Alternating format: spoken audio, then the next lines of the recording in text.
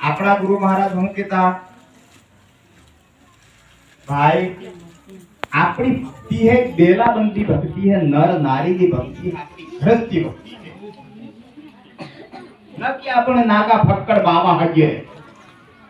આ કે ઘેર ઘેર વાટકો લઈને માય ભિક્ષા દે એવા બાવા નહીં હજીએ એમ બાપો કહેતા। આપણને સભામાં મહારાજ કીધું કે રૂપગર મહારાજનો ચેલો હોનકી મહારાજ, એટલે હવે એના આગળ મારે વધારે વાત નહીં કહેવા, હું તો ત્રીજી પેઢીમાં આવી ગયો, ચોથી પેઢીમાં આવી ગયો, એટલે આવું એનાથી પછી આ વાત કરીએ તો આપણે શું થાય કે મહારાજ આ દુનિયાની આપણી દેશી ભાષામાં સીધી કે ભાઈ કોળી કરતા પલળ પારે એમ થાય, શા કરતે કેટલી ગરમ, એટલે મારી વાત એટલી બધી ઊંડે મને નહીં આવડે। તો બાપા શું કરવા કહેતા, આપણી ભક્તિ ગ્રસ્તી है, આપણી ભક્તિ બેલાબંધી है, આપણી ભક્તિ નર નારીની है। એ કેમ કહેતા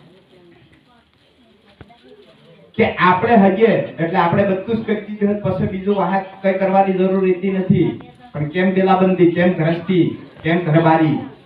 આપણી વેલ હે પરંપરા, આ ધરતી રે જમી આસમાન રે આપણી પરંપરા આપણી પેઢી ચાલવી જોઈએ। એનો મતલબ ઈ છો નર નારીની ભક્તિ, વેલાબંધી ભક્તિ, ગરજતી ભક્તિ, તો આપણે હજી તો આપણો વાહે પરંપરા તો આપણી ચાલવી જોઈએ કે આપણો સોરો હે તો ફેર એને ભગવત સોરા લે એટલે એની પેઢી ચાલે। આવી રીતે ભક્તિમાં બી આવું જ છે। આપણા ગુરુ મહારાજે એને જાતે કહી દીધું કે ભાઈ મારો ટેમ ને સમય ને ઘડી ફળ હતી તે દાડે મેં કરી લીધી ને મારા જેટલું કરવું તો એટલું કર્યું ને ઘેડ ને આણંદ દેશ ખેડવો તો તે એને એ બે બાપ બેટો તો પણ આમ બાપ બેટાની એની એટલી મર્યાદા હતી। દાદો આવતા એટલે બાપો હડપ થઈને ઊભા થઈને આ જગા ઉપર બેઠેલા તો એ સ્થાન બદલી નાખતા, ઘેડા આવી ગયા મારે ઊભું થઈ જવું પડે, એટલો એનામાં મર્યાદા હતી। આ તો મારી જોયેલી વાત કરો, એટલે પેલા કહેતા કે ના ના બાવા એમ કહેતા એને, બાવા તમે મારે વાત હે થોડીક તે આવ્યો હતો તમે બેહો બાવા એમ, તારે પાછા બાપો બેસતા, હા તે હો વાત હે તમે કહો તારે મને એમ કરીને, અને પેલા આમ બેસતા અને પેલા આમ બેસતા। તેના અવતારમાં જિંદગીમાં એને એની જીવતી જાનકી જેઠી કે ઓછી ઉંમર હોય નાની બાપાની, તારે બાપાને દાદાને દેખતે બાપો જ્યોતિષર બાપો કદાચ ખાટલે બીહી ગયા હોય તો એમાં જે દાડે હું સંન્યાસ છોડી દીધું અને સંન્યાસને સમજણા શા અને બાપાનું લગન તો શું તું કે નતું શું એ મને ખબર નહીં, હોતો નતો તે દાડે એટલે નહીં જાણો, પણ મારો બાપો વાત કરતો એ બાપ બેટો બે સામે સામે દેખતે ખાટલે નતા બેસતા। દાદો ગમે ત્યાં ગયેલા આવી જતા એટલે હડપ જઈને મહારાજ જો આજુબાજુ હોય તો તે વખતે તો કોના કેવી ભક્તિ કરતા ને કેવું કરતા એ તો નહીં ખબર આપણને, પણ તો તે વખતના જમાનાની બે બાપ બેટો સામે સામે એકાએક ને દેખતે ખાટલે નતા બેસતા। અને દાદો આવી જતા ને બાપો કદાચ આજુબાજુ આમ હોય અને ખાટલા ઉપર તો દાદો અવળા ફરી જતા કે મારું હાલો વાગો હુઈ જયેલો હોય એટલે વાને ગમથી પડવાનો એટલે હું સીટી ખાઈ જો, એટલી એની મર્યાદા હતી બે બાપ બેટામાં। આપણાથી એટલી તો નથી રહી શકી, ફિર બી આપણાથી રહી એટલી આપણે રાખી છે। તો બાપે તો પછી એમનો સમય આવ્યો, ફળ આવી, તે દાડે કીધું અગે ગેડા એટલા દાડા હું આવ્યો તે તમને મેં કીધું તું કે જો હવા 5 રૂપિયા તમે લઈ લો તો હું હોળને સડે હાથ નહીં મેલો, આ તો પાછું કઈક કામ બીજું થાય એવું હે। હા પણ તમે કીધું કે મારે સોરો એટલો તારે મને દે કોણ કમાઈને દાન દે ને મારું હું થાય એમ કીધું, એટલે મારે એના ઋણ નહીં ઉતારવા હારું હોળા આપવું પડ્યું। પણ મારે ટેમ થઈ ગયો ને પૂરું થઈ ગયું ને તમારી લેણ દેણ ને માંગ લેણ હતી ને તમને મારે કમાઈને ખવડાવવાનું એટલી વાર મેં હોળા આપીને તમને કમાઈને ખવાડ્યું। આજે હું પૂરું થઈ ગયું, આજે હું વળતો મેરી જિંદગીમાં હોળને સડે હાથ નહીં મેલો અને બળદને જોતરો વાળો ને એમ કરીને એન્ટે બળદે હોળ છોડી દીધું। પછી જાફામાં જઈને બેઠા ને પછી કીધું એ અમારે હમણાં મહારાજ હતા વાલ્મીકી મહારાજની વાત કરતા, પછી બાપે કીધું કે એટલા દાડા તો હું સાહ મેલતો તે આપણે બે પીતા, પણ આજે ગેડા તમને મેળવી પડે અને તમે સાહ મેલો અને આપણે બે પીજે। એટલે દાદે કીધું કે કાઈ ને હારો તે પડતારી ને લે તો હોળ જોડેલું તું ઈ તો કે ઈ તો તમે અહીંયા આવો એટલે પછી આપણે વાત કરીએ। એટલે પછી આવ્યા પછી કીધું કે મારે જે તેમ હતો ને વાત હતી અને કામ હતું એટલી વાર મેં કર્યું અને હવે વળતો મેરી જિંદગીમાં જીવતી દહજે ઓળને સડે હાથ ઓને મેલો ને બળદને જોતરો ને વાળો આવું મારે પૂરું થઈ ગયું આજે હું એમ કરી અને હમણાં મહારાજ હતા વાલ્મીક મહારાજ કહેતા કે હું આટલો બધો પાઈ આ તે હમણાં મેં મકાન બનાવ્યું છે નવું મકાન એના ઠકણ બાપાનું મકાન હતું જ્યોતિષર બાપાનું ઈ બે જુદા જુદા રહેતા બાપ બેટો હમણાં બાપાની સમાધિ કરેલી છે એના ઠકણે દાદાનું મકાન હતું તે દાદો રહેતા હતા રૂપગર મહારાજ અને મેં હમણાં જે નવું મકાન બનાવ્યું હોય એના ઠકણે જ્યોતિષર મહારાજ રહેતા આ તે બે સોરત હતી હમણાં બાપો તો અમારા બાપો ઈ કહેતા કે હું આટલો હતો ને આને પેટમાં ઓળગોડેલો તો હવારના પોરનો તો એને આસ્યું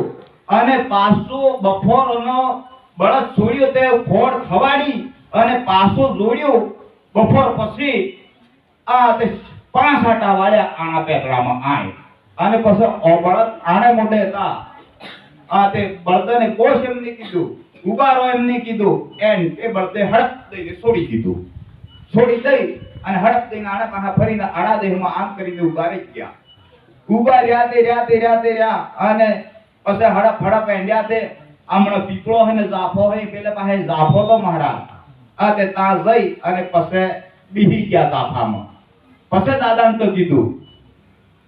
કે ગેડા તમે કેટલે હો પછી ક્યાં હો તો કે હું તો આય હું ભાઈ તારે કે દાડી તમે સાહ મેલો તે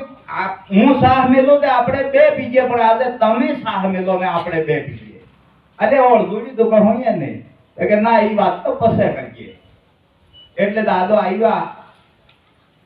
અને બળદ બાપાના એવા હતા આમ જેવા તેવા બળદ નતા એવા બળદ હતા હા તો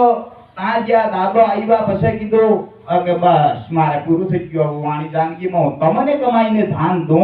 ને અને તમને હું કમાઈને ને ખવાડું હું એના માટે નથી આવ્યો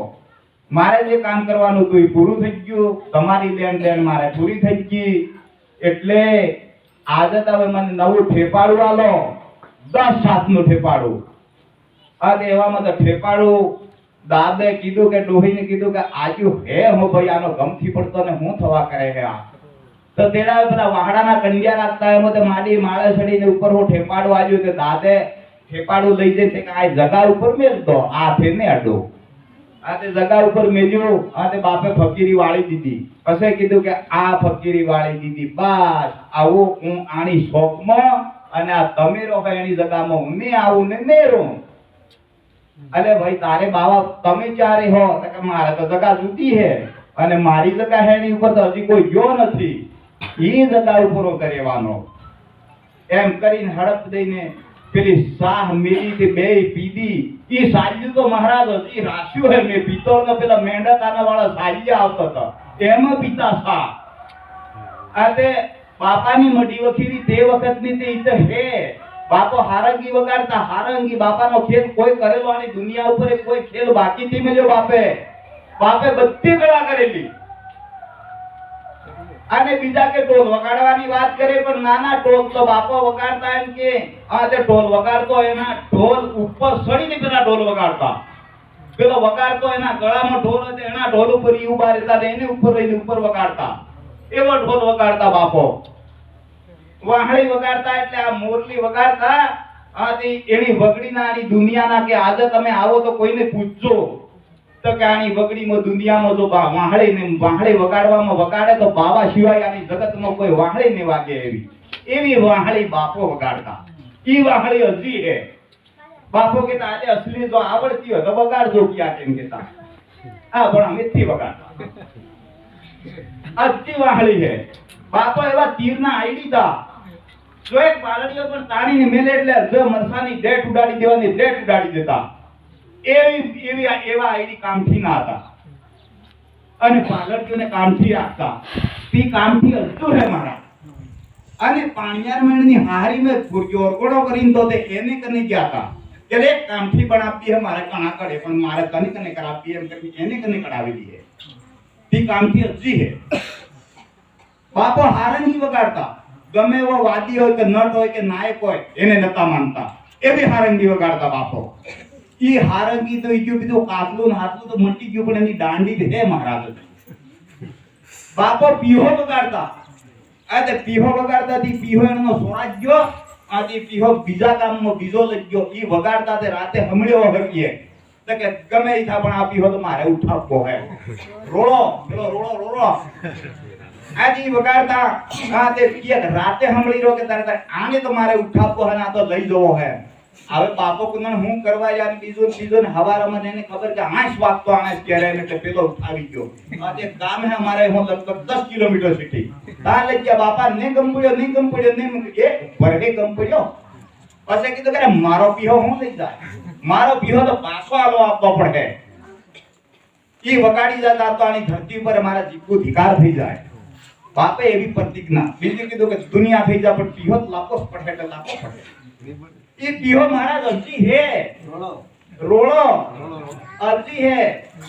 पछे बापे गाडू बनाव्યું गाडू अते हमना बापो ही खेड़ताई गाडू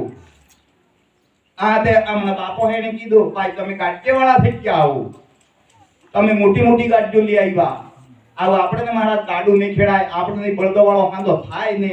બળદન તો પાલે છે બળદો વાળો હાંધો તો કરીએ પણ પેલું ગાડું તો આપણે તો ખીડી લોટ લે નહીં બને એટલે બાપે કીધું કે ભાઈ મારા અવતારમાં તો મેં તો ગાડું જ ખેડ્યું અને બળદ રાશા ને બળદે અને બળદ વાળું ગાડું મેં તો સલાવ્યું તમારા આજે આટલી મોટી ગાડીઓ હે પણ મારા ગાડાને વેસીથી ખાતા હો મારું ગાડું હે એ વેસી ખાવો તમે તો એને વધારે તો ન થઈ જાય એટલે મારું ગાડું હે ને હે એવું ને એવું સલામત તમે રાખજો આજે હમણાં જ ગાડું મેલી રાખ્યું મહારાજ અને હે દાદો તારુદર મહારાજ તે વખતની પીપળ ખોટની કેટી હે માડી આખી જિંદગી દળી ખાઈ અને એનો અવતાર પૂરો કરીને ગયો અને પછી અમારા માડી તેડે કીધું કે ના આ તો મારે આણા સોરાને આપ દેજો હમણાં સરપંચ હે એને કીધું કે મારે આણા સોરાને આજી કેટી તો ભાઈ આવજો તમે અને બાવા એને આવજો તમે આ